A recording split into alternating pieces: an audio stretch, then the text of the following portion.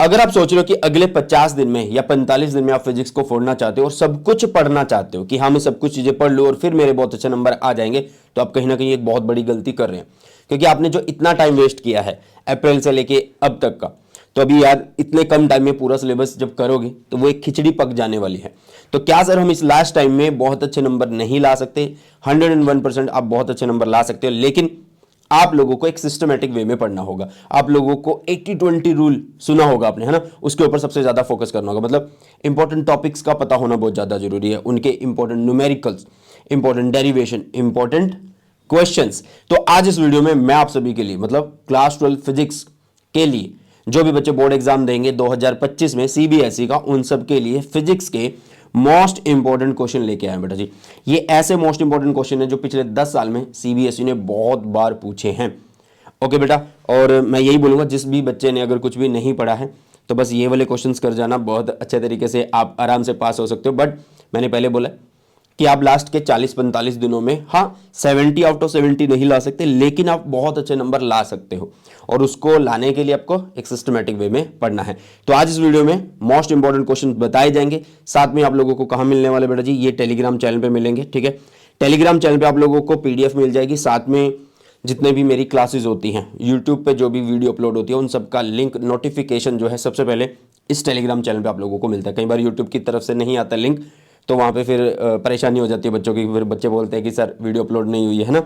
तो भाई इसको जरूर से ज्वाइन कर लेना अगर आप क्लास 12 फिजिक्स में फोड़ना चाहते हो। तो एक मोस्ट एक्टिव टेलीग्राम चैनल है बेटा जी आप लोगों के लिए, ठीक है।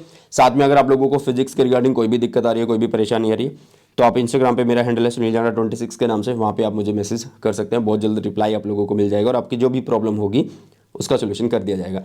साथ में बहुत सारे बच्चे मुझे अभी भी मैसेज कर रहे हैं, कमेंट कर रहे हैं, इंस्टाग्राम पे डीएम कर रहे हैं कि सर हमें एक बेस्ट बुक बताओ जिसमें नए क्वेश्चन भी हो, प्रीवियस ईयर क्वेश्चन भी हो। तो भाई आप सबके लिए शिवदास के साथ मेरी ये बुक आती है, ठीक है, जिसका लिंक आप लोगों को डिस्क्रिप्शन बॉक्स में मिल जाएगा, जिसमें 33 बोर्ड पेपर मिलते हैं, मतलब प्रीवियस ईयर क्वेश्चन मिलते हैं, साथ में बेटा 11 सैंपल पेपर मिलते हैं, मतलब नए क्वेश्चन मिलते हैं।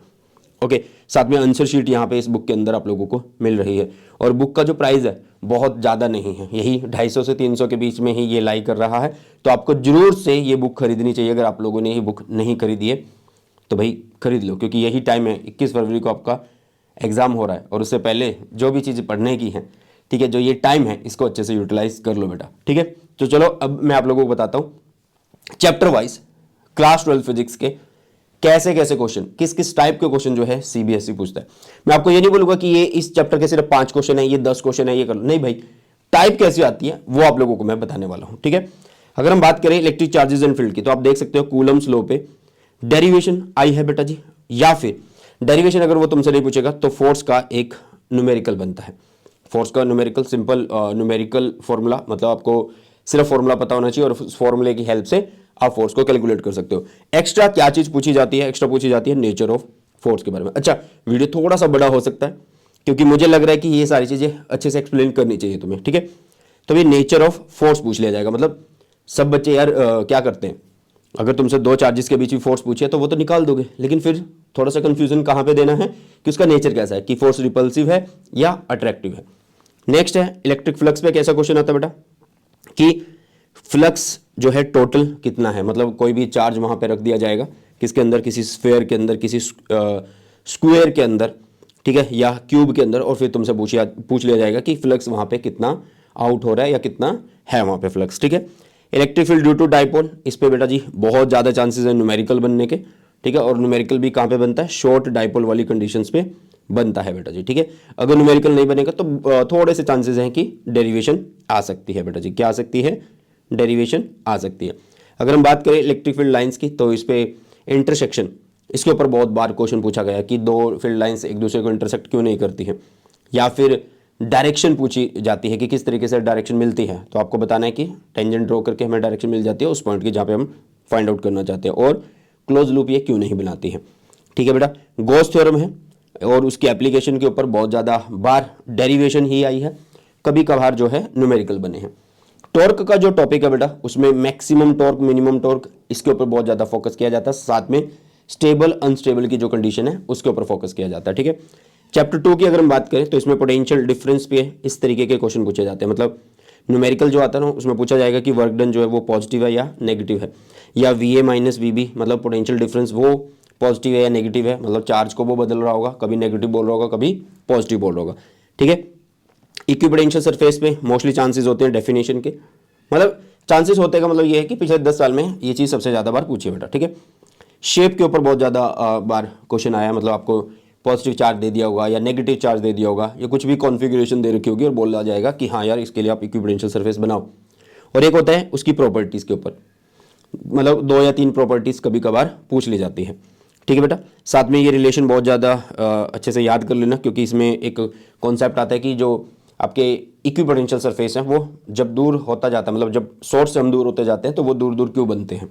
ठीक है, नेक्स्ट है potential energy of A system of charges, mostly chances हैं इसके ऊपर न्यूमेरिकल बने हैं पिछले 10 साल में। कैपेसिटर की अगर हम बात करें तो डेरिवेशन आता है बेटा, effect of dielectric on capacitance आता है, मतलब इसकी डेरिवेशन बहुत ज़्यादा इंपॉर्टेंट है, इसी के ऊपर न्यूमेरिकल भी बन जाते हैं। सीरीज एंड पैरेलल डाइलेक्ट्रिक अगर हैं तो उस टाइम पे कैपेसिटेंस कितनी है। और एनर्जी स्टोर्ड पे पहले डेरिवेशन आती थी बट डेरिवेशन अब डिलीटेड है, तो मोस्टली चांसेस है कि न्यूमेरिकल ही बनने वाले बेटा। चैप्टर 3 की अगर हम बात करें तो ड्रिफ्ट वेलोसिटी का कॉन्सेप्ट बहुत ज़्यादा इंपॉर्टेंट है, तो इस तरीके के डेरिवेशन आ जाते हैं कि भाई इस चीज़ को डिराइव करो, मतलब इन फॉर्मूला को डिराइव करो, या न्यूमेरिकल बनते हैं। और न्यूमेरिकल जो कुछ खास नहीं है कि कुछ सोचना पड़ेगा, सीधा फॉर्मूला होंगे, फॉर्मूले के ऊपर आपको वैल्यू डालनी होगी और आपके आंसर आ जाएंगे। कुछ डेफिनेशन है बेटा, छोटी छोटी डेफिनेशन, जैसे कंडक्टेंस की, रेजिस्टेंस की, कंडक्टिविटी की, रेजिस्टिविटी की, इनकी डेफिनेशन याद कर लेना। टेम्परेचर डिपेंडेंस के ऊपर न्यूमेरिकल बनता ही बनता है। ठीक है, या तो डायरेक्ट न्यूमेरिकल बना हुआ है या फिर ग्राफ के थ्रू जो है आपको क्वेश्चन आना चाहिए बेटा। ठीक है, केवीएल जो होता है किरचॉफ वोल्टेज लो, सेकंड लो, इसके ऊपर न्यूमेरिकल बना है पिछले 10 साल में सबसे ज़्यादा बार। व्हीटस्टोन ब्रिज पे भी न्यूमेरिकल बना है। हाँ, आपको कोई भी अरेंजमेंट दे रखी होगी उसमें सीरीज पैरेलल करना आना चाहिए। ठीक है, तो उसी हिसाब से यहाँ पे व्हीटस्टोन एंड जो भी है कंडीशन दे रखी होगी उसमें आप सारी चीज़ें कर सकते हो बेटा। ठीक है, चलो नेक्स्ट आप लोगों के पास क्या है बेटा जी, चैप्टर नंबर 4 है मूविंग चार्जेस एंड मैग्नेटिज्म में। मूविंग चार्जेस एंड मैग्नेटिज्म में जब भी चार्ज पार्टिकल मैग्नेटिक फील्ड में एंटर करता है तो क्या उसका पाथ होगा, क्या उसका रेडियस, क्या उसका टाइम पीरियड, क्या उसकी शेप होगी, मतलब इस टॉपिक पे इस तरीके के चांसेस है, एक एक नंबर के क्वेश्चन बनते हैं। Force between two parallel currents, इस पे फोर्स बिटवीन पैरेलल करंट का डेरिवेशन साथ में पूछ लिया जाता है कि जब करंट सेम डायरेक्शन में होता है तो फोर्स अट्रैक्टिव होती है या रिपल्सिव होती है। ठीक है, और एम्पियर वाला जो करंट होता है। ओके बेटा, समझ में आई इतनी बातें। चलो नेक्स्ट है magnetic field due to circular coil, इसके ऊपर क्या है डेरिवेशन आती है। ठीक है, और मैग्नेटिक फील्ड आपको उसके सेंटर पर निकालना आना चाहिए, और magnetic field on the side loop, मतलब जैसे कि अगर आप लोगों को कोई भी एक कंडक्टर दे रखा होगा, साथ में एक लूप रख दिया होगा, तो वो बोलेगा कि भाई इसकी वजह से एक फील्ड बनेगा इसके ऊपर, है ना, मतलब यहाँ पे इफेक्ट करेगा वो, तो यहाँ पे उसके ऊपर कितनी फोर्स लग रही है वो आपको बतानी है, और वो कॉन्सेप्ट आपका यहाँ से क्लियर हो जाता है। गैल्वेनोमीटर बहुत ज़्यादा इंपॉर्टेंट है, कंप्लीट कर लेना। थ्योरी आ सकती है, कन्वर्जन आ सकता है, उसकी वर्किंग आ सकती है, जो सस्पेंशन वायर उसमें यूज़ होती है वो क्यों यूज़ होती है, और रेडियल मैग्नेटिक फील्ड उसके अंदर क्यों यूज़ होता है, इसलिए मैं ये बोल रहा हूँ कि भाई galvanometer is very very important. ठीक है, नेक्स्ट है इलेक्ट्रोमैग्नेटिक इंडक्शन। अच्छा, चैप्टर नंबर 5 क्यों छोड़ दिया, क्योंकि पिछले 10 साल में जो टॉपिक पूछे गए थे यार वो मोस्टली अब डिलीटेड है, जैसे गोज लो नहीं, अर्थ मैग्नेटिज्म है सबसे ज़्यादा, उसके ऊपर क्वेश्चन बने थे तो वो डिलीटेड है ना। तो अभी क्या है, कुछ भी छोटी मोटी डेफिनेशंस आ जाती है, तो चैप्टर 5 को मतलब ऐसा सोचना मत कि यार वहाँ से कुछ आएगा, नहीं आएगा, बट सिंपल सा ही होता है, कुछ ज़्यादा नहीं होता। ठीक है, तो इलेक्ट्रोमैग्नेटिक इंडक्शन की बात करते हैं, तो इसमें कुछ इस तरीके का क्वेश्चन आता है बेटा, डायग्राम दे रखा होगा, लूप दे रखा होगा, और उसमें डायरेक्शन बता रखी होगी कि लूप अंदर जा रहा है या बाहर जा रहा है, तो वो बोलेगा कि इसके अंदर करंट की डायरेक्शन क्या रहने वाली है। ठीक है, और मोशनल ईएमएफ के ऊपर न्यूमेरिकल BVL जो होता है, अब उसमें वो रोड को भी मूव करवा सकता है या रोड को रोटेट करवा सकता है या डिस्क के बारे में बोल सकता है, तो वो सारे फॉर्मूला आप लोगों को याद होने चाहिए।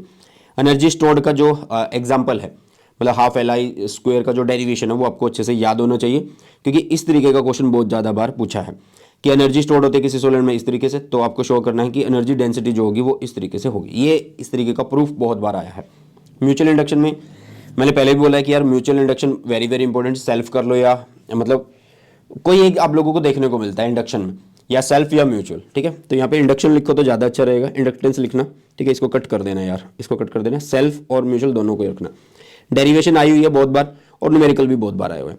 AC जनरेटर कर लेना, क्योंकि इसमें ऐसा होता है कि कई बार तुमसे प्रिंसिपल पूछ लिया जाता है, कई बार तुमसे डायग्राम पूछ लिया जाता है, कई बार तुमसे वेव फॉर्म पूछ ली जाती है, तो इसलिए ये भी बहुत ज़्यादा इंपॉर्टेंट है। अल्टरनेटिंग करंट की अगर हम बात करें तो सीरीज एलसीआर सर्किट बहुत ज़्यादा इंपॉर्टेंट है, उसके अंदर इंपीडेंस पे बहुत ज़्यादा बार क्वेश्चन आए हैं। मैक्सिमम करंट कब होता है, मतलब रेजोनेंस की कंडीशन पूछी गई है, क्यू फैक्टर पूछा गया है, ठीक है। और कैसा क्वेश्चन आया सर, क्वेश्चन आया बेटा जी लैंप ग्लोइंग मोर और not in case of inductor, मतलब आपको इंडक्टर दे रखा होगा तो उस केस में आपको बताना है कि लैंप किस तरीके से ग्लो कर रहा है, कम करेगा या ज़्यादा करेगा। ये कुछ और केस भी बदल सकता है कि जैसे ये इंडक्टर है, अभी ये खाली है, यहाँ से इसके बीच में कोई मटेरियल अगर रख देंगे फिर किस तरीके से ये ग्लो करेगा, ठीक है। How inductor and capacitor pass DC and AC, ये आपको पता होना चाहिए। फ्रीक्वेंसी वाला कॉन्सेप्ट ऑलरेडी करवाया वन शॉट के अंदर बेटा जी, ठीक है।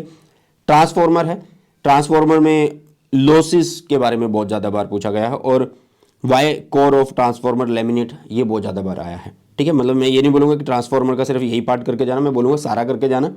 इनके ऊपर जो है ज़्यादा नज़र रहती है सीबीएसई की, ये बहुत ज़्यादा बार पूछेगी कि क्या क्या नुकसान होता है, ठीक है, और जो कोर है उसको लेमिनेट क्यों किया जाता है। ओके बेटा, चैप्टर नंबर 8 की बात करें ईएम वेव्स है, तो इसमें तो सिंपल है, सोर्स आपको पता होना चाहिए, प्रोडक्शन किस तरीके से होता है और यूज, ठीक है। और अभी एक नया कॉन्सेप्ट आ गया है, मतलब पहले भी था, ये बीच में कोविड की वजह से डिलीट हो गया था, आइडिया ऑफ डिस्प्लेसमेंट कर, तो ये आप लोगों को आना चाहिए, ठीक है। रे ऑप्टिक्स की अगर हम बात करें तो कैसा क्वेश्चन आया बेटा जी, will the lens behave as a converging और डाइवर्जिंग, मतलब कोई भी लेंस दे रखा होगा और उसके अकॉर्डिंग उसकी कंडीशन बदल रखी होगी, मतलब कंडीशन इस तरीके से कि जो लेंस है अभी उसको हवा में रखा हुआ है, फिर उसको किसी लिक्विड में डाल देंगे तो पूछा जाएगा कन्वर्जिंग है या डाइवर्जिंग की तरह बिहेव करेगा। ओके, फिर ऐसा क्वेश्चन आता है कि लाइट को अगर हम रिप्लेस कर दें बाकी कलर से तो फोकल लेंथ जो है लेंस की वो किस तरीके से चेंज होती है। Focal length of combination and power, मतलब पावर और जो मतलब पावर का कॉम्बिनेशन है वो अच्छे से कर लेना, इस तरीके का क्वेश्चन बहुत बार आया है। At what point does a beam converge after passing from lens, मतलब एक लेंस होगा उसमें से लाइट को पास करवाया जाएगा और फिर बोला जाएगा कि ये कहाँ पे मर्ज हो रही है, ठीक है, मिल रही है। और रे डायग्राम बहुत बार आए हैं, ठीक है। तो देखो यार मैं यहाँ पे टॉपिक्स नहीं बता रहा हूँ, तो मैं क्वेश्चन बता रहा हूँ कि ऐसे टाइप्स बनी है। प्रिज्म की अगर हम बात करें तो मिनिमम डेविएशन पूछा जाता है, या फिर इस तरीके का क्वेश्चन पूछा जाता है, किस तरीके का कि यहाँ से लाइट इंसिडेंट करवाई जाएगी और वो तुमसे पूछेगा कि किस फेज से निकलेगी, इधर से निकलेगी, इधर से निकलेगी या वापस चली जाएगी इसी के अंदर, तो ये वाला कॉन्सेप्ट। और how to make invisible lens और प्रिज्म इन ए लिक्विड, कि किसी भी लेंस या प्रिज्म को किस तरीके से हम इनविजिबल कर सकते हैं। ऑप्टिकल इंस्ट्रूमेंट की बात करें, 11-12 नंबर का चैप्टर है तो बहुत ज़्यादा टॉपिक्स यहाँ पे देखने को मिल रहे होंगे। ऑप्टिकल इंस्ट्रूमेंट कभी भी पूरा नहीं आता है, उसके ऊपर क्वेश्चन किस तरीके से बनते हैं हमेशा कि आपको क्या दे रखा होता है, ऑब्जेक्टिव और आईपीस होते हैं यार किसके अंदर, ऑप्टिकल इंस्ट्रूमेंट मतलब माइक्रोस्कोप या टेलीस्कोप के अंदर, तो उनके बीच का सेपरेशन आपको निकालना आ जाता है। एल की बारी, आपको कोई इंस्ट्रूमेंट दे रखा होगा उसमें बता रखा होगा कि इसका लेंस जो फर्स्ट वाला है उसका अपर्चर छोटा है, दूसरे का बड़ा है, या उसकी फोकल लेंथ कम है उसकी ज़्यादा है, तो उस हिसाब से आपको पहचान करनी होती है कि ऑप्टिकल इंस्ट्रूमेंट कौन सा है। कैलकुलेट करना आ जाता है एंगुलर मैग्निफिकेशन, और why aperture of objective is large in telescope क्यों होता है वो बताना होता है, और स्मॉल माइक्रोस्कोप में क्यों होता है वो आपको बताना होता है, ठीक है। तो ये क्वेश्चन बहुत बार पिछले 10 साल में सीबीएसई ने पूछे हैं। वेव ऑप्टिक्स में बेटा जी हाइगन प्रिंसिपल में मतलब शेप आ जाती है वेव फ्रंट की, लाइट एमर्जिंग और diverging from convex and concave, मतलब कोई भी लेंस दे रखा होगा आप लोगों को कॉन्वेक्स या कॉनकेव और उसमें लाइट को फोल्ड कराएंगे, फिर वो तुमसे पूछेगा कि वहाँ से कैसा जो है वेव फ्रंट निकल रहा होगा। कोहेरेंट की कंडीशन पूछ ली गई है पिछले 10 साल में बहुत ज़्यादा बार। Position of dark and bright fringe, इसके ऊपर न्यूमेरिकल बने हैं। Condition of bright and dark का डेरिवेशन भी बना है।